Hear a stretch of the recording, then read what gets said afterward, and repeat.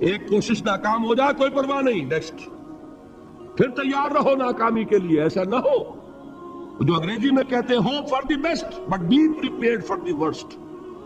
ایسا نہ ہو کہ دوسری مرتبہ ناکام ہو کے بددل ہو جاؤ، تمہاری ہمتیں جواب دے جائیں. نہیں، پہلے سے تیار رہو کہ دوسری مرتبہ بھی ناکامی آئے تو آئے، لیکن جب تک کہ کامیابی حاصل نہیں ہوتی ہمیں یہ کام کیے چلے جائیں. دیکھیے سیرت میں آیا کہ نہیں یہ واقعہ.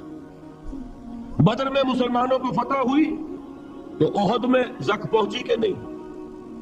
70 صحابہ شہید ہوئے کہ نہیں؟ اگر ان کی ہمتیں جواب دے جاتی تو گاڑی کیسے چلتی آگے؟ تو فرمایا وَلَنَبْلُوَنَّكُمْ بِشَيْءٍ مِّنَ الْخَوْفِ وَالْجُوعِ وَنَقْصٍ مِّنَ الْأَمْوَالِ وَالْأَنفُسِ وَالثَّمَرَاتِ. ہم تمہیں لازماً آزمائیں گے خوف کی کیفیت سے، فقر و فاقے کی کیفیت سے، بھوک سے، جان کے نقصان سے، مال کے نقصان سے، محنتوں کے حاصل کے ضائع ہو جانے سے. وَبَشِّرِ الصَّابِرِينَ، اور اے نبی بشارت دیجئے صبر کرنے والوں. الَّذِينَ إِذَا أَصَابَتْهُمْ مُصِيبَةٌ، وہ کہ جب ان پر کوئی تکلیف آئے، کوئی مصیبت آئے، کوئی آزمائش آئے، قالوا انا للہ وانا الیہ راجعون، وہ یہ کہیں کہ ہم اللہ ہی کے ہیں، اللہ ہی کی طرف لوٹ جانا ہے. یہ وہی انداز ہے جو میں نے فارسی کا شعر سنایا تھا آپ کو کہ سرے تسلیم خم ہے جو مزاج یاد ملا. وہ ہمارا مولا ہے، ہمارا آقا ہے، اگر اسے یہی منظور ہے تو ہمیں بھی یہی منظور ہے. میں نے تسلیم و رضا کی بات کی تھی نا، آپ کو کچھ شعر سنائے تھے. ایک شعر اور سنیے، اور یہ کس کا ہے؟ محمد علی جوہر کا. ایک مرتبہ جیل گئے، ان کی ایک بیٹی جوان بیمار ہوئی، فوت ہو گئی. باہر چھوڑا انگریز نے، جاؤ بھائی دفن کر دو بیٹی کو. دوسری مرتبہ جیل گئے، دوسری جوان بیٹی اسی مرض میں مبتلا ہوئی. اب یہ جیل میں ہے، خبر پہنچی کہ دوسری بیٹی کے اوپر بھی اسی مرض کا حملہ ہوا ہے. ایک نظم لکھی ہے جس کا آخری شعر یہ ہے: تیری صحت ہمیں منظور ہے لیکن اس کو نہیں منظور تو پھر ہم کو بھی منظور نہیں. یہ جب تک یہ کیفیت نہ ہو اس میدان میں آدمی ثابت قدم نہیں رہ سکتا کہ میرے رب کو اگر یہ منظور ہے تو یہی مجھے منظور ہے. اور تیری صحت ہمیں چاہیے تو ضرور، لیکن ہمارے رب کو منظور نہیں تو ہمیں بھی منظور. راضی برضائے رب. وَبَشِّرِ الصَّابِرِينَ الَّذِينَ إِذَا أَصَابَتْهُمْ مُصِيبَةٌ قَالُوا إِنَّا لِلَّهِ وَإِنَّا إِلَيْهِ راجعون. نہ شود نصیب دشمن کے شود ہلاک تیغت، سر دوستہ سلامت کے تو خنجر آزمائے. اولئک علیہم صلوات من ربہم ورحمہ، یہی ہے وہ لوگ جن پر ان کے رب کی طرف سے عنایتیں ہیں اور رحمتیں ہیں. وَأُولَئِكَ هُمُ الْمُهْتَدُونَ، اور یہی ہے وہ لوگ جو کامیاب ہونے والے ہیں، ہدایت پانے والے، ہدایت یافتہ. اسی سورہ بقرہ میں ذرا آگے چل کر، یہ تو ہے 20واں رکوع، 19واں رکوع، 21ویں رکوع کی پہلی آیت ہے: لَيْسَ الْبِرَّ أَن تُوَلُّوا وُجُوهَكُمْ قِبَلَ الْمَشْرِقِ وَالْمَغْرِبِ وَلَكِنَّ الْبِرَّ مَنْ آمَنَ بِاللَّهِ وَالْيَوْمِ الْآخِرِ وَالْمَلَائِكَةِ وَالْكِتَابِ وَالنَّبِيِّينَ وَآتَى المال على حبه ذوي القربى واليتامى والمساكين وابن السبيل والسائلين وفي الرقاب وأقام الصلاة وآتى الزكاة والموفون بعهدهم إذا عاهدوا والصابرين في البأساء والضراء وحين البأس. اب یہ آیت جو ہے سورۃ العصر میں جو مضامین آئے تھے سارے اس میں موجود ہیں. وہاں ایمان کا لفظ آیا، یہاں 5 ایمانیات کی تفصیل آ گئی، اعمال کی تفصیل آئی، اور آخری بات وہاں کیا ہے؟ وَتَوَاصَوْا بِالصَّبْرِ، اور یہاں کیا ہے؟ وَالصَّابِرِينَ فِي الْبَأْسَاءِ وَالضَّرَّاءِ وَحِينَ الْبَأْسِ، اور صبر کرنے والے. اصل نیکی ان کی ہے جو صبر کریں. کس میں؟ جنگ کے وقت. ذرائے، باسائے، باسا کہتے ہیں فقر اور فاقہ. واحد آئے گا باس تو اس کے معنی جنگ، اور باسا جمع میں آئے گا تو فاقہ، فقر، بھوک. اور ذرائے جسمانی تکلیف، ضرر، جسمانی تکلیفوں میں صبر کرنے والے، فقر اور فاقے میں صبر کرنے والے. اور جنگ کے وقت صبر کرنے والے، اولئک الذین صدقوا واولئک هم المتقون، یہ ہیں وہ لوگ جو صبر کرنے والے ہیں، یہ ہیں جو سچے ہیں، جو اپنے دعوے میں نیکی کے اور ایمان کے صادق ہیں، اور یہی وہ لوگ ہیں جو متقی۔ اگلی سورت ہے سورہ آل عمران، اس میں 2 لفظ آئے ہیں، آخری آیت، یا ایھا الذین آمنوا اصبروا وصابروا ورابطوا واتقوا اللہ لعلکم تفلحون۔ دیکھیے یہاں صبر اور صابر جو تعلق جوہد اور جہاد کا ہے وہی ہے صبر اور مصابرت۔ صبر ایک طرفہ عمل ہے، آپ جھیل رہے ہیں، برداشت کر رہے ہیں، صبر علی المعصیہ، صبر علی الطاعہ، صبر علی الابتلاء، یہ سب کیا ہے؟ صبر۔ اور مصابرت کیا ہے؟ صبر کا صبر سے مقابلہ۔ یہ سورہ آل عمران، اب وقت نہیں ہے میں آپ کو سناتا اللہ تعالیٰ نے کیسے کیسے مسلمانوں سے کہا، مسلمانوں تمہیں زک پہنچی ہے تو انہیں بھی تو پہنچی تھی، ان کے 70 نہیں مارے گئے تھے بدر میں، ان کے حوصلے جو ہیں وہ تو پست نہیں ہوئے، وہ اگلے سال آ گئے تم پر چڑھائی کر کے، تم کیوں اتنا برا مان رہے ہو؟ تمہارے دل اتنے زخمی کیوں ہو گئے؟ تمہیں تکلیف پہنچتی ہے تو انہیں بھی پہنچتی ہے۔ اپنی غیرت جو ہے ہمیں ذرا اس کا جائزہ لینا چاہیے۔ لوگ باطل نظریات کے لیے کتنی قربانیاں دے رہے ہیں، لوگ باطل چیزوں کے فروغ کے لیے کتنی محنتیں کر رہے ہیں۔ جیسا کہ میں نے ابھی کہا تھا، اسی غیرت کو چیلنج کرنے کے لیے، ذرا آپ کی حمیت دینی کو جوش دلانے کے لیے، قادیانی نوجوان کتنی تعداد میں اپنے آپ کو دین کے لیے وقف کرتا ہے، اور آپ کتنے نوجوان ہیں جو اپنے آپ کو دین کے لیے وقف کر دیں، اور ہوں وہ کھاتے پیتے گھرانوں کے لوگ۔ یہ نہیں ہے کہ اگر کوئی اور کام نہیں کر سکتا تو پھر یہ ہے کہ وہ دین کے کام میں لگ جائے۔ باصلاحیت لوگ، کھاتے پیتے لوگ، ذہنی استعداد رکھنے والے لوگ، اونچے گھرانوں کے لوگ، وہ وقف کریں اپنے آپ کو دین کے لیے۔ اس کے بغیر کیسے باہر آ جائے گی، کیسے رونق آ جائے گی؟ تو دنیا میں باطل نظریات والے جو ہیں، یہ بات کہی گئی ہے، مسلمانوں تم اگر توحید کے لیے لڑ رہے ہو، دیکھتے نہیں ابو جہل کو، اس نے گردن کٹوائی ہے شرک کے لیے، شرک کے لیے گردن کٹوائے، اور تم توحید کے لیے گردن کٹوانے کو تیار نہ ہو۔ اس نے گردن کٹوائی کہ نہیں کٹوائی؟ اور کس طرح کٹوائی ہے؟ جو کہ بڑا متکبر قسم کا، فرعون قسم کا شخص تھا، جب گردن کاٹنے لگے تو کہتا ہے ذرا نیچے سے کاٹنا، تاکہ جب تم نیزے کے اوپر چڑھاؤ میرے سر کو تو اونچا نظر آئے، معلوم ہو سردار کا سر ہے۔ وہ بدبخت مرتے ہوئے بھی جو اس کی یہ کیفیت تھی نا، اس کو ذہن میں رکھیے۔ تو یہ اس لوگوں نے قربانیاں دی، جانیں دی، تو فرمایا اگر تم ان سے زیادہ قربانی نہیں دو گے، جو نوٹ کر لیجئے اس کو، مجرد اگر حق کو غالب کرنا اللہ کے ذمے ہو تو آنے واحد میں غالب کر دے گا، تمہیں تکلیف ہی دینے کی ضرورت نہیں۔ سمجھ رہے؟ کیا اللہ کے مقابلے میں کوئی باطل کی طاقت ٹھہر سکتی ہے؟ یہ تمہارے ایمان کا امتحان ہے، یہ تمہارے خلوص کی آزمائش ہے، یہ تمہارے امتحان کا ثبوت درکار ہے کہ اللہ تعالیٰ دیکھنا چاہتا ہے تم اس کے لیے اپنی جانیں قربان کرنے کو تیار ہو کہ نہیں، تم اس کے لیے تن من دھن لگانے کو تیار ہو کہ نہیں۔ اور یہ جان لو کہ اگر کفار اور مشرکین اور ملحدین اور باطل نظریات والے وہ جو کچھ قربانیاں اپنے باطل نظریات کے لیے دے رہے ہیں، ان سے زیادہ اگر تم نہیں دو گے تو حق غالب نہیں ہوگا۔ انہوں نے جو صبر کیا ہے اپنے باطل نظریات پر، اگر تم اس سے زیادہ صبر کا ثبوت نہیں دو گے اپنے اس حق پر تو حق غالب نہیں ہوگا۔ اس لیے فرمایا یا ایھا الذین آمنوا اصبروا وصابروا، نہ صرف یہ کہ صبر کرو بلکہ صبر میں اپنے دشمنوں سے آگے نکلو، ان کے صبر سے بڑھ کر صبر کرو۔ وَرَابِطُوا، مرابطہ کہتے ہیں چوکس رہنا، ہوشیار، پہرا دو، ایسا نہ ہو کہ دشمن جو ہے غفلت میں تمہارے اوپر کوئی حملہ جو ہے کر بیٹھے۔ وَاتَّقُوا اللَّهَ، اور اللہ کا تقوی اختیار کرو، لعلکم تفلحون، تاکہ تم فلاح پاؤ۔ یہ ہے حضرات تواصوا بالصبر۔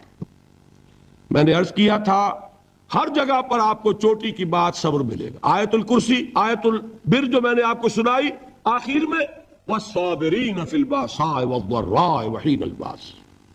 حامیم السجدہ، وما یلقاها الا الذین صبروا وما یلقاها الا ذو حظ عظیم. اس کے بغیر تو نہیں ہوگا. تھوڑ دلے لوگ، کم ہمت لوگ، عزیمت نہ رکھتے ہو، حوصلہ نہ رکھتے ہو، برداشت نہ رکھتے ہو، تحمل نہ کر سکیں، لالچ سے ڈگمگا جائیں. دیکھیے یہ بھی میں نے چونکہ بات کہی تھی، سن لیجئے سیرت سے. حضور صلی اللہ علیہ وسلم کے بارے میں جب مکے کے سرداروں کو یہ یقین ہو گیا کہ تشدد ہمارا فیل ہو گیا ہے، نہ محمد بدل ہوئے نہ ان کے ساتھی صلی اللہ علیہ وسلم ورضی اللہ تعالی عنہم اجمعین، تو انہوں نے دوسرا پاسا پھینکا. پہلا پاسا کیا تھا؟ استہزاء، تمسخر، مذاق، ڈیمورلائز کرو، نروس بریک ڈاؤن کرو ان کا، بیٹھ جائیں یہ پتاشے کی طرح. معلوم ہوا نہیں تو کھڑے رہے. تو دوسرا وار، مارو، ستاؤ، تکلیفیں دو، بھوکا مارو، دہکتے ہوئے انگاروں پر لٹاؤ، ان کو ہلاک کرو. معلوم ہوا یہ حربہ بھی ناکام ہو گیا. ایک آدمی واپس نہیں پھرا. ایک شخص کو بھی ہم اپنے اس تمام پرسیکیوشن سے نہ توحید سے ہٹا سکے، نہ محمد سے برگشتہ کر سکے صلی اللہ علیہ وسلم. بلکہ مرض بڑھتا گیا جوں جوں دوا کی. ان کے اعتبار سے تو مرض تھا نہیں کہ وہ تو بات آگے بڑھ رہی. ہم نے جتنا دبایا، وہ جو کہا ہے کہ اتنا ہی یہ ابھرے گا جتنا کہ دبا دیں گے، تو ہمارا دباؤ جو ہے وہ ناکام ہو گیا. تو تیسرا بار آیا تھا. وہ کیا تھا؟ سفارت آئی ابو طالب کے پاس. دیکھو ابو طالب، تمہارا بھتیجا جو ہے وہ ہمارے معبودوں کو باطل ٹھہرا رہا ہے. ہم تنگ آ چکے ہیں. اگر تو اسے بادشاہت چاہیے، اگرچہ ہم کسی بادشاہت کے عادی نہیں ہیں، لیکن ہم اسے اپنا بادشاہ بھی مان لیں گے. اگر اسے دولت چاہیے، وہ اشارہ کرے، ہم سیم و زر کے انبار اس کے قدموں میں لگا دیں گے. اور کہیں نکاح کرنا چاہے، اشارہ کر دے، جس اونچے سے اونچے گھرانے میں وہ چاہے گا قریش کے، ہم اس کی شادی کر دیں گے. تینوں ہی لالچ ہے نا دنیا میں. ویسے تو زر، زن، زمین، آپ کے ہاں یہ تین زے مشہور ہیں. زر، زن، زمین. زمین کو اقتدار سمجھ لیجئے، قوت سمجھ لیجئے، دبدبا سمجھ لیجئے. زن، زر اور حکومت، تینوں پیشکشیں انہوں نے کی. دیکھیے یہ ہوتے ہیں مرحلے تحریکوں کے لیے بہت ہی نازک. نبی کے لیے تو خیر کوئی امکان نہیں تھا. غیر نبی ہو تو سوچے گا نا، یہ بادشاہ بنا رہے ہیں، بادشاہ بنو، اس وقت تھوڑا سا کمپرومائز کر لو، پھر ہاتھ میں قوت آ جائے گی تو پھر سب ٹھیک کر لیں گے. اگرچہ کبھی ٹھیک نہیں ہوتا، وہ ٹھیک ہوتا ہے اسی پروسیس سے جو محمد الرسول اللہ نے اختیار کیا. یہ تمام ٹیمپٹیشنز ہوتی ہیں، راستے سے بھٹکانے کی کوشش. یہ دباؤ سے نہیں مانے تو یہ لالچ جو ہے یہ انہیں ہٹائے. کیا جواب تھا حضور کا صلی اللہ علیہ وسلم؟ چچا نے جب بات کی ہے، انہیں براہ راست تو حضور سے بات کرنے کی جرت نہیں ہوئی تھی، ابو طالب کے واسطے سے بات کی ہے.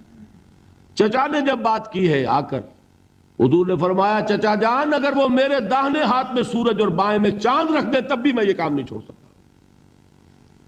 تو عزیمت میں نے کہا تھا صبر کیا ہے؟ اپنے طے کردہ راستے پر بڑھتے چلے جانا، نہ کسی ٹیمپٹیشن سے، نہ کسی پریشر سے، نہ کسی تکلیف سے، نہ کسی ایذا سے، نہ کسی استہزاء سے، کسی سے بھی متاثر ہوئے بغیر اپنی منزل کی طرف پیش قدمی کیے چلے جانا. یہ ہے صبر. یہ صبر کی آخری منزل ہے. اور انقلابی صبر جو ہے اس میں ایک مرحلہ آتا ہے پیسیو ریزسٹنس، ایک آتا ہے ایکٹیو ریزسٹنس. ایک میں صبر محض ہے، جھیلو، برداشت کرو، کوئی ریٹیلیشن نہیں. اور ایک وہ آتا ہے کہ اب آگے بڑھو. بڑا پیارا مصرع ہے، آگے بڑھو یا وقت کی رفتار روک دو. وہ آگے بڑھ کر پھر نظام باطل کو چیلنج کیا جاتا ہے، اور پھر جنگ ہے. ان اللہ یحب الذین یقاتلون فی سبیلہ صفا کانہم بنیان مرصوص ان اللہ اشتری من المؤمنین انفسہم واموالہم بان لہم الجنہ یقاتلون فی سبیل اللہ فیقتلون ویقتلون وعدا علیہ حقا فی التوراۃ والانجیل والقرآن ومن اوفی بعہدہ من اللہ فاستبشروا ببیعکم الذی بایعتم بہ وذلک هو الفوز العظیم۔ اللہ نے اہل ایمان سے ان کے جانیں اور ان کے مال خرید لیے ہیں جنت کے عوض۔ نتیجہ کیا ہے؟ وہ جنگ کرتے ہیں اللہ کی راہ میں، قتل کرتے بھی ہیں، قتل ہوتے بھی ہیں۔ بدر میں 70 کو قتل کیا، مسلمان شہید ہوئے 13، 14ویں وہ تھے جو زخمی ہو گئے تھے، واپسی پر مدینے کے راستے میں ان کا بھی انتقال ہوا، 14 مسلمان ادھر 70، اور احد میں 70 صحابہ شہید ادھر 23۔ تلک الایام نداولها بین الناس، یہ دن ہے جن کو ہم الٹ پھیر کرتے رہتے ہیں لوگوں کے مابین، لیکن یہ کہ بد دل نہیں ہوئے، قافلہ بڑھتا رہا۔ اور غزوہ احزاب میں وہ شعر میں کل سنا چکا ہوں محمد کے جانثاروں کا، نحن الذین بایعوا محمدا علی الجہاد ما بقینا ابدا، ہم وہ ہیں جنہوں نے محمد سے بیعت کی ہے جہاد کی صلی اللہ علیہ وسلم۔ اب یہ جہاد، یہ قتال، یہ جنگ، یہ سرفروشی، یہ جاں فشانی جاری رہے گی جب تک جان میں جان ہے، یا تخت یا تختہ، یا اللہ کا دین غالب ہوگا اور یا ہم اپنی جانیں اسی کام میں اللہ کے حوالے کریں۔ اللہ تعالیٰ مجھے اور آپ کو اس کی توفیق دے کہ ایمان کے عملی تقاضوں کو پورا کرنے میں، اللہ کے دین کی دعوت کے لیے، دیکھیے تینوں لیول میں نے بیان کر دیے۔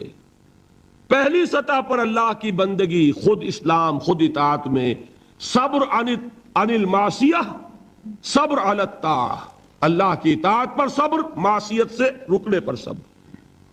دعوت میں اپنے کیریئر، اپنے خوشنما مستقبل کا صبر، اور استہزاء اور تمسخر اور مذاق اور فقرے اور جملے جھیلنا، واصبر علی ما یقولون۔ انقلاب اور اللہ کے دین کو قائم کرنے کے لیے صبر، پیسو ریزسٹنس، ایکٹیو ریزسٹنس۔ ایک صبر محض ہے، ایک مصابرت ہے، ایک یہ کہ جھیلو، برداشت کرو لیکن ہاتھ نہ اٹھاؤ، اور ایک یہ کہ آگے بڑھو، باطل کو للکارو اور جان ہتھیلی پر رکھ کر میدان میں آ جاؤ۔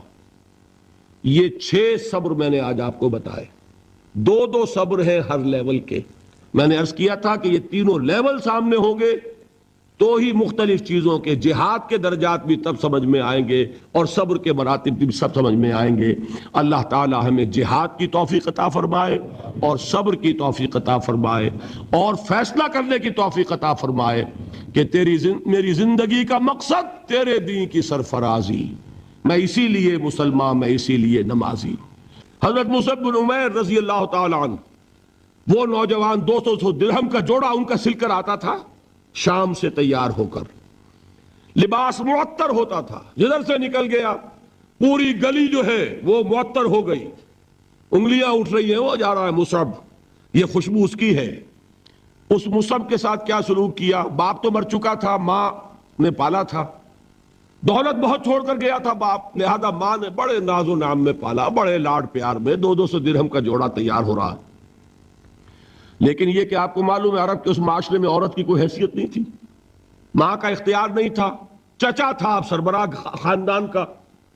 چچا نے کہا مصعب اگر تم نے اپنے باپ کا دین چھوڑ دیا ہے تو باپ کی دولت پر بھی تمہارا کوئی حق نہیں ہے، نکل جاؤ گھر سے۔ اس نے یہ سوچا تھا کہ مصعب کے ہوش ٹھکانے آ جائیں گے، دن میں تارے نظر آ جائیں گے، ناز و نام میں پلا ہوا گھر سے نکل کے جائے گا کہاں، یہ سارا نشہ جو ہے توحید کا یہ حیران ہو جائے گا۔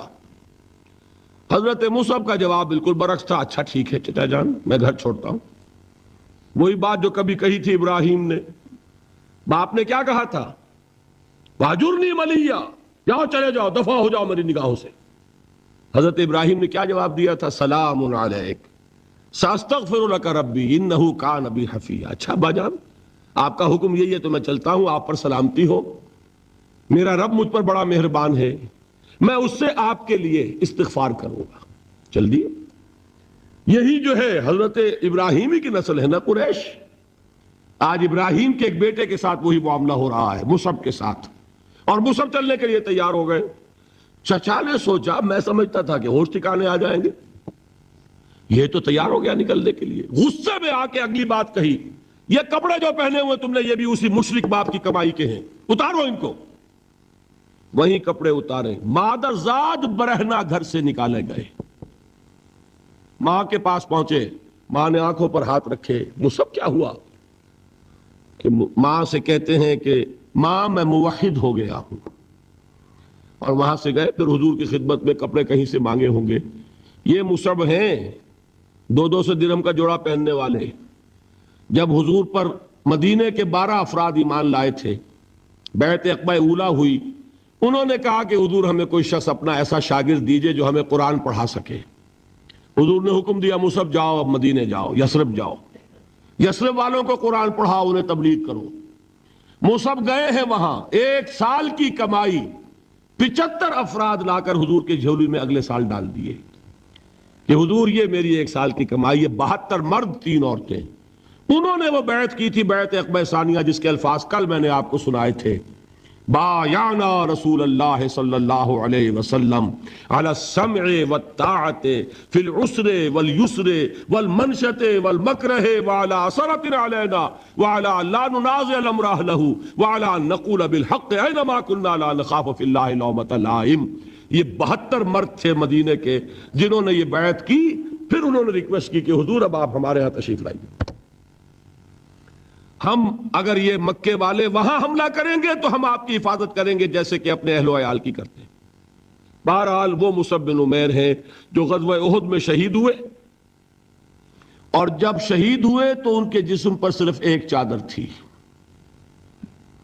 ایک بات تو یہ نوٹ کیجئے, موضوع سے ذرا بات تھوڑی ادھر ادھر جا رہی ہے, لیکن یہی چیزیں ہیں اصل میں کہ جو ہمارے دلوں کو منور کرنے والی ہیں نور ایمان سے. وہ علم بردار تھے غزوہ احد میں, جھنڈا مسلمانوں کا ان کے پاس تھا. ایک ہاتھ پر ایک شانے پر وار پڑا, ہاتھ کٹ گیا, دوسرے سے تھاما, دوسرے پہ کٹ گیا, اب دونوں حصوں کے بچے ہوئے ٹکڑوں سے جھنڈے کو تھاما, گرنے نہیں دیا, یہاں تک کہ شہید ہو گئے. گرے ہیں تو جھنڈا گرا ہے. شکل میں حضور سے بہت مشابہ تھے, خبر اڑ گئی کہ محمد شہید ہو گئے صلی اللہ علیہ وسلم. یہ مصعب بن عمیر کا واقعہ ہے. جب ان کو اب دفن کرنے کا وقت آیا, اور شہید کے لیے کفن جو ہے اس کا وہی لباس ہوتا ہے جو شہادت کے وقت ہو, حضور کے سامنے ایک پرابلم پیش کیا گیا. حضور, مصعب کے جسم پر تو ایک چادر تھی, اور وہ چادر بھی اتنی چھوٹی ہے, یعنی 2 گز کی چادر بھی نہیں ہے. اس سے اگر سر ڈھانپتے ہیں مصعب کا تو پیر کھل جاتے ہیں, پیر ڈھانپتے ہیں تو سر کھلتا ہے, کیا کریں؟ حضور نے فرمایا سر ڈھانپ دو چادر سے اور پیروں پر گھاس ڈال دو. یہ آخری لباس ہے جو محمد کے اس دیوانے کو اس دنیا سے رخصت ہوتے ہوئے ملا ہے, جس کا 200 درہم کا جوڑا چلتا تھا. یہ ہے صبر.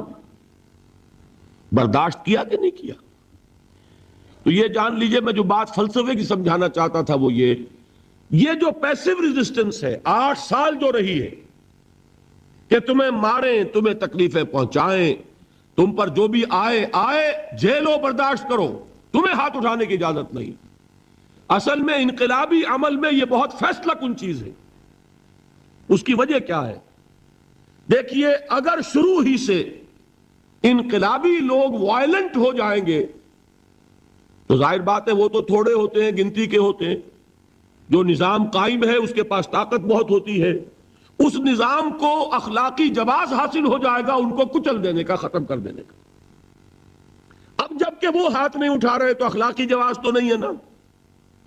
اب اگر مارا جا رہا ہے تو عوام الناس کی دلی ہمدردیاں ان کے ساتھ ہوتی چلی جاتی ہیں. یہ امیہ ابن خلف نے بلال کو آج اتنا مارا, کیوں مارا؟ کیا بلال نے کوئی چوری کر دی تھی؟ نہیں بھائی. کیا کوئی اور گستاخی کی تھی اپنے آقا کی؟ نہیں. کہیں معاذ اللہ اس نے اپنے آقا امیہ ابن خلف کی بیٹی کے اوپر تو کوئی نہیں ہاتھ اٹھا دیا تھا؟ نہیں. تو کیا وجہ ہوئی؟ بس صرف یہ وجہ ہے کہ وہ ایک اللہ کو مانتا ہے اور محمد پر ایمان لے آیا صلی اللہ علیہ وسلم۔ بتائیے اس کا کیا اثر ہوگا؟ یہ خباب بن الارت پیشے کے لحاظ سے لوہار تھے۔ سوچئے ایک زندہ انسان کو دہتے ہوئے انگاروں پر لٹایا جا رہا ہے، ان انگاروں سے کھال جلی، کمر کی چربی پگھلی، اس پگھلنے والی چربی سے وہ انگارے ٹھنڈے پڑے، یہ سب کچھ جھیل رہا ایک شخص۔ سوچنے والوں نے سوچا نہیں ہوگا کیا جرم تھا ان کا، تو بڑا شریف آدمی ہے، بہت اچھا کاریگر ہے، وقت پر کام دیتا ہے، مناسب اجرت لیتا ہے، یہ کیا ہوا؟ یہ کوئی جرم نہیں، جرم صرف ایک ہے، ایک اللہ کو مانتا ہے اور محمد کے دامن سے وابستہ ہے صلی اللہ علیہ وسلم۔ آپ سوچئے، دیکھیے ایک لفظ ہم بولا کرتے ہیں سائلنٹ میجورٹی۔ واقعہ یہ ہے کہ کسی بھی معاشرے میں میجورٹی ہمیشہ سائلنٹ رہتی ہے، وہ سائلنٹ سپیکٹیٹر ہوتی ہے، دیکھتی رہتی ہے کیا ہو رہا ہے۔ لیکن سائلنٹ میجورٹی سائلنٹ ہوتی ہے، اندھی بہری تو نہیں ہوتی، دیکھتی تو ہے کہ کیا ہو رہا ہے، سن تو رہی ہے کہ کیا چرچے ہیں۔ اب جب وہ دیکھتے ہیں کہ کچھ شریف لوگ ہیں، بڑے ہی اعلیٰ اخلاق والے لوگ ہیں، ان پر تشدد ہو رہا ہے، انہیں مارا جا رہا ہے، انہیں ستایا جا رہا ہے، ان پر کوڑے برس رہے ہیں، انہیں دیکھتے ہوئے انگاروں پر لٹایا جا رہا ہے، ان کا کوئی جرم نہیں، کوئی ان کی خطا نہیں، سوائے اس کے کہ ایک اللہ کو مانتے ہیں، انہوں نے کسی کو نقصان نہیں پہنچایا، انہوں نے کسی کا بال بیکا نہیں کیا، انہوں نے کسی پر دست درازی نہیں کی، وہ تو دعائیں دے رہے ہیں انہوں نے۔ اس کا نتیجہ کیا نکلتا ہے؟ اندر ہی اندر سائلنٹ میجورٹی کنورٹ ہوتی ہے، وہ جرت تو نہیں ہوتی کہ برملا اعلان کریں، لیکن دل ان کے بدل رہے ہیں۔ اور آپ کو معلوم ہے ایک مصرع بڑا پیارا ہے، جو دلوں کو فتح کر لے وہی فاتح زمانہ۔ یہ دل فتح ہو رہے تھے اس وقت، یہ 8 برس میں محمد نے صلی اللہ علیہ وسلم قریش کے دل فتح کیا، چاہے وہ ایمان نہیں لائے، لیکن اندر سے انہیں نظر آ رہا تھا کہ کون کیا ہے۔ یہ ہے پیسو ریزسٹنس، یہ ہے صبر محض۔ انقلابی عمل میں، اقامت دین کی جد و جہد میں پہلا مرحلہ یہ ہے صبر کا۔ دوسرا مرحلہ کیا ہے؟ جب اتنی قوت ہو گئی کہ اب آپ کو اندازہ ہے کہ اب آپ اس باطل نظام کے خلاف اقدام کر سکتے ہیں۔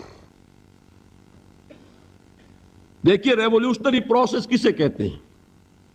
پہلے ایک انقلابی نظریہ، اس کی اشاعت ہوگی، جو لوگ اس کو قبول کریں گے انہیں آرگنائز کیا جائے گا، ایک پارٹی کی شکل دی جائے گی، پھر ان کی تربیت ہوگی، جیسا انقلاب لانا ہے ویسی تربیت کرنی ہوگی۔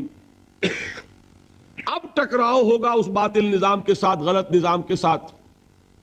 اس ٹکراؤ کا پہلا مرحلہ یہ ہے، جب تک اتنی تعداد آپ کے پاس نہ ہو کہ آپ فیصلہ کن اقدام کر سکیں، اس وقت تک دعوت ہی دینی ہے، لوگوں کی تعداد اپنے اندر شامل کرنی ہے، اپنی قوت بڑھانی ہے، اپنی تربیت کرنی ہے، اپنی اصلاح کرنی ہے، اور صبر کرنا ہے، ریٹیلیٹ نہیں کرنا، اقدام نہیں کرنا، جوابی کارروائی نہیں کرنی۔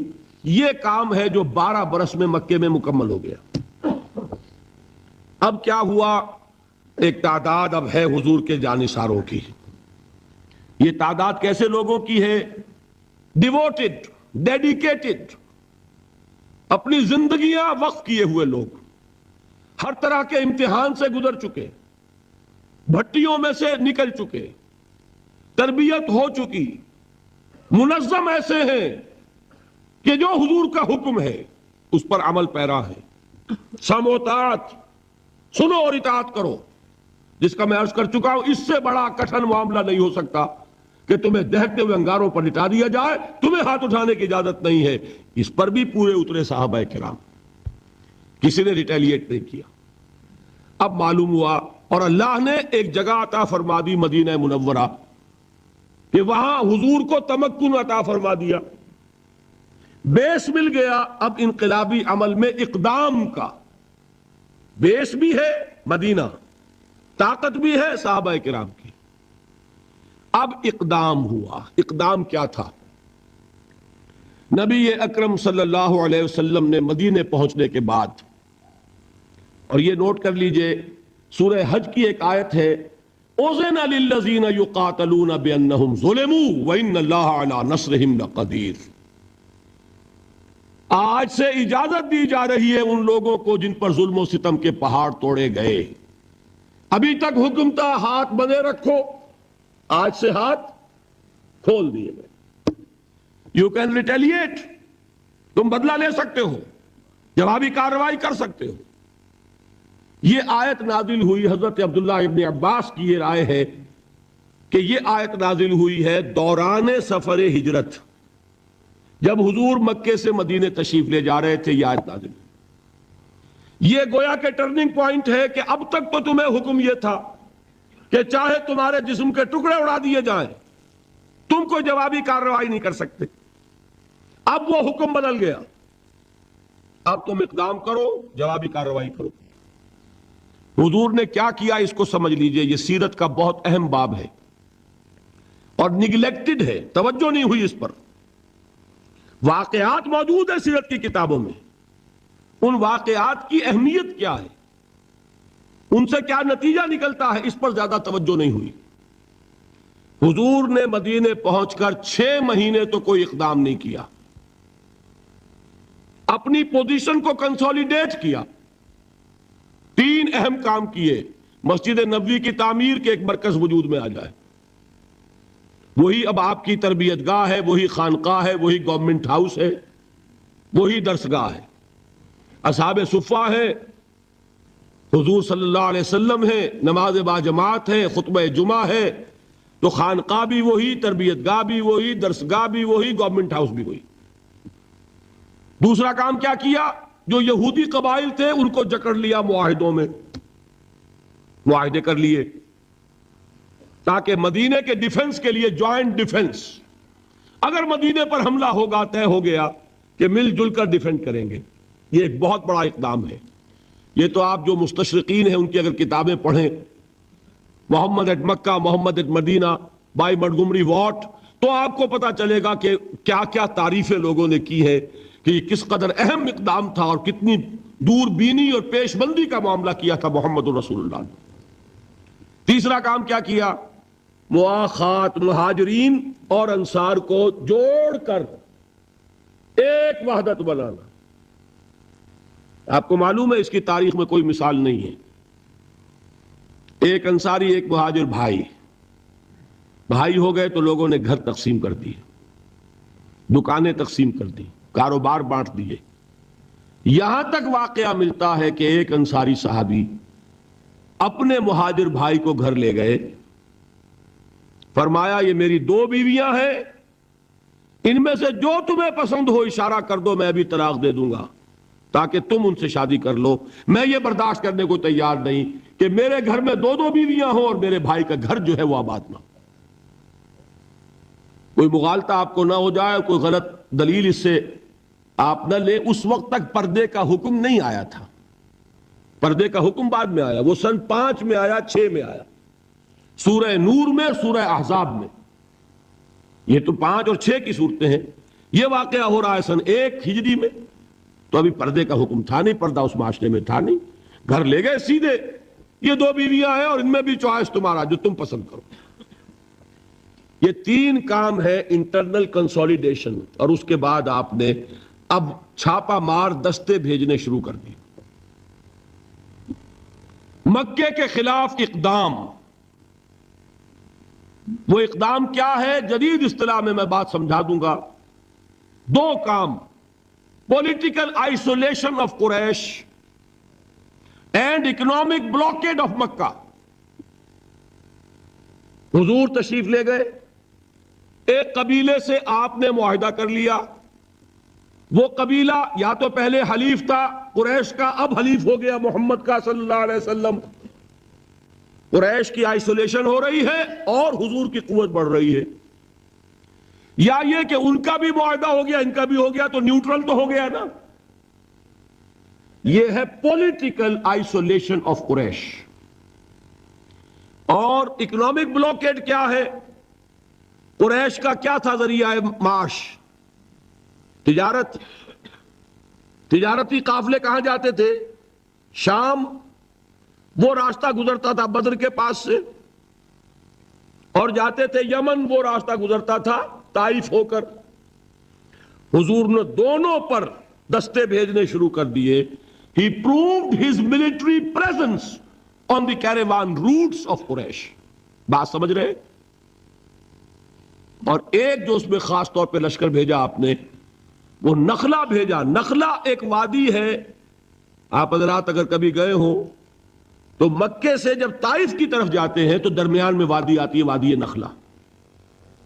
اب آپ اندازہ کیجئے کہاں مدینہ، وہاں سے ایک لشکر کیا چھوٹا سا دستہ، 12 افراد، ایک چھوٹا سا چھاپا مار دستے تو ایسے ہی ہوتے ہیں چھوٹے، وہ لشکر تھوڑا ہی ہوتا ہے.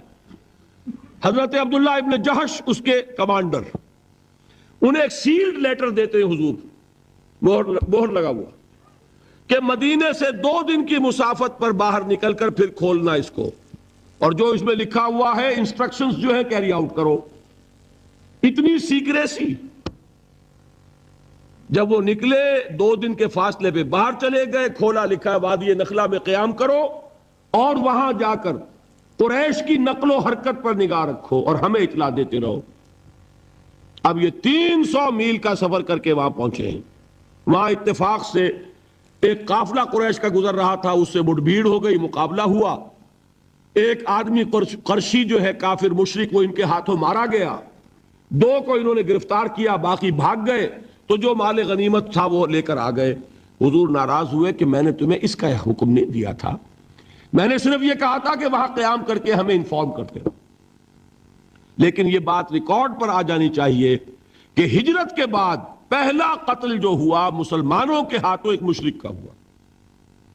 یہ تھی جس نے مکے میں آگ لگا دی. اتنی جرت ہو گئی محمد کی صلی اللہ علیہ وسلم. ادھر سے وہ ابو سفیان لے کر گئے ہوئے تھے قافلہ، تجارتی قافلہ، وہ واپس آ رہا تھا. اس کی طرف سے ایک پیغام پہنچ گیا کہ میرے قافلے کو خطرہ ہے محمد کے آدمیوں سے صلی اللہ علیہ وسلم، لہذا فوراً کوئی انتظام کرو مدد کا. یہ ہے وہ چیز جس کی آڑ لے کر ابو جہل جیسے لوگوں نے لشکر تیار کیا اور بدر کی طرف مارچ کیا. یہاں سے پہلی جنگ ہوئی ہے غزوہ بدر سن 2 ہجری میں. اگر حضور اقدام نہ کرتے، حضور نے یہ دستے بھیجے نہ ہوتے، اگر مسلمانوں کے ہاتھوں ایک کافر کا قتل نہ ہوتا، اگر وہ راستہ جو ہے تجارتی راستہ وہ مخدوش نہ ہو گیا ہوتا، بدر کی جنگ نہ ہوتی. یہ اقدام تھا محمد الرسول اللہ صلی اللہ علیہ وسلم کا، جس کے نتیجے میں final phase of revolution, armed conflict, وہ اب شروع ہوا ہے سن 2 میں، جاری رہا سن 8 تک. اندرون ملک عرب یہ 6 سال ہیں. ان 6 سالوں میں غزوہ بدر، غزوہ احد، غزوہ احزاب، یہ سارے غزوے ہو گئے. پھر فتح مکہ، پھر یہ کہ غزوہ حنین، طائف کا محاصرہ. سن 8 تک یہ معاملہ مکمل ہو گیا. جاء الحق وزهق الباطل ان الباطل کان زہوقا. جب یہ فیز شروع ہوا ہے تو یہ آیتیں نازل ہوئی جو میں نے سنائی تھی آپ کو، یا ایھا الذین آمنوا استعینوا بالصبر والصلاۃ. اے مسلمانوں، اہل ایمان، مدد حاصل کرو. اب جو نیا فیز شروع ہو چکا ہے تمہاری جد و جہد کا. یہ مدنی آیت ہے نا، مدنی صورت ہے. وہ جد و جہد کا دور جو تھا مکی، وہ کچھ اور تھا، یہ کچھ اور ہے. اس میں تو اب تمہیں آگے بڑھنا ہے، کفر پر اور شرک پر حملہ آور ہونا ہے، اقدام کرنا ہے، چیلنج کرنا ہے. فاستعینوا بالصبر والصلاۃ. مدد حاصل کرو کس سے؟ صبر سے اور نماز سے. ان اللہ مع الصابرین. جان لو کہ اللہ تعالیٰ صبر کرنے والوں کے ساتھ. ولا تقولوا لمن يقتل في سبيل الله اموات. اور ہرگز نہ کہو اسے جو اللہ کی راہ میں قتل ہو جائے کہ وہ مردہ ہے. بل احیاء ولکن لا تشعرون، نہیں، وہ زندہ ہے لیکن تمہیں ان کا شعور نہیں ہے۔ اور سنیے اب یہ آیت اہم ترین ہے صبر کے موضوع پر۔ وَلَنَبْلُوَنَّكُمْ بِشَيْءٍ مِّنَ الْخَوْفِ وَالْجُوعِ وَنَقْصٍ مِّنَ الْأَمْوَالِ وَالْأَنفُسِ وَالثَّمَرَاتِ وَبَشِّرِ الصَّابِرِينَ، اور دیکھو ہم تمہیں آزمائیں گے، وَلَنَبْلُوَنَّكُمْ، ہم لازماً آزمائیں گے تمہیں، بِشَيْءٍ مِّنَ الْخَوْفِ، خوف کی کیفیت طاری کر کے، والجوع، بھوک، فقر اور فاقہ، ونقص من الاموال، مالی نقصان، والانفس، جانی نقصان، والثمرات، اور ثمرات، پھلوں اور میووں کا نقصان۔ میرے نزدیک یہاں پر ثمرات کا مفہوم ایک اور بھی ہے۔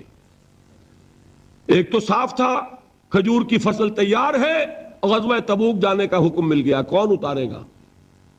اور کھجور وقت پر اتری نہیں، برباد ہو جائے گی۔ یہ ہو رہا ہے نا میووں کا نقصان۔ اور میرے نزدیک یہاں یہ بھی ہے، بسا اوقات بہت سی محنتوں کا نتیجہ انسان دیکھتا ہے کہ ضائع چلا گیا، میں نے 10 سال محنت کی، حاصل کوئی نہیں نکلا۔ یہ ثمرات کیا ہیں؟ محنتیں، محنتوں کے ثمرات کا ضیاع۔ کوشش آپ نے کی، قسمت کی خوبی دیکھیے، ٹوٹی کہاں کمن، 2-4 ہاتھ جب کے لبے بام رہ گئے۔ Be prepared. ایک شاعر کے یہ اشعار ہیں، وہ کمیونسٹ تھا، میں نام بھی نہیں لیتا، لیکن یہ کہ یہ اسی انقلابی، چونکہ ان کا بھی ایک انقلابی نظریہ ہے، انقلابی عمل میں یہ سارے مراحل آتے ہیں۔ کوئی سیٹ بیک آیا فرض کیجئے، کوئی ناکامی ہو گئی، تو اپنے ساتھیوں کو دل بدھانے کے لیے یہ فصل امیدوں کی ہمدم اس بار بھی غارت جائے گی، سب محنت صبحوں شاموں کی اب کے بھی اکارت جائے گی۔ میرے نزدیک یہ ثمرات کا جو لفظ یہاں آیا ہے، وَنَقْصٍ مِّنَ الْأَمْوَالِ وَالْأَنفُسِ وَالثَّمَرَاتِ، سب محنت صبحوں شاموں کی اب کے بھی اکارت جائے گی۔ دھرتی کے کونوں کھدروں میں پھر اپنے لہو کی کھاد بھرو، پھر مٹی سینچو اشکوں سے، پھر اگلی رت کی فکر کرو، پھر اگلی رت کی فکر کرو، جب پھر ایک بار اجڑنا ہے۔ ایک فصل پکی تو بھر پایا، تب تک تو یہی کچھ کرنا ہے۔ ایک مقصد ہے سامنے، انقلاب برپا کرنا ہے۔